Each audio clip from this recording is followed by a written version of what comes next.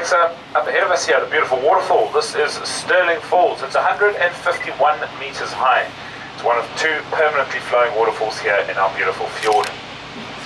Now the water here starts its journey way up and below the ice on the Pembroke Glacier. And the ice in the Pembroke Glacier does date back to the very first ice age. So it's very rich in vitamins and minerals and glacial salts. Apparently it's very good for the skin. There's actually a local legend that says any lady touched by this water is guaranteed to wake up tomorrow looking 10 years younger. Now we're going to drive up and into the mist, guys. Things might start to get pretty wet across the deck, so please be very careful if you're outside. Good opportunity right now to test your wet weather gear or to see if your cameras are waterproof or not.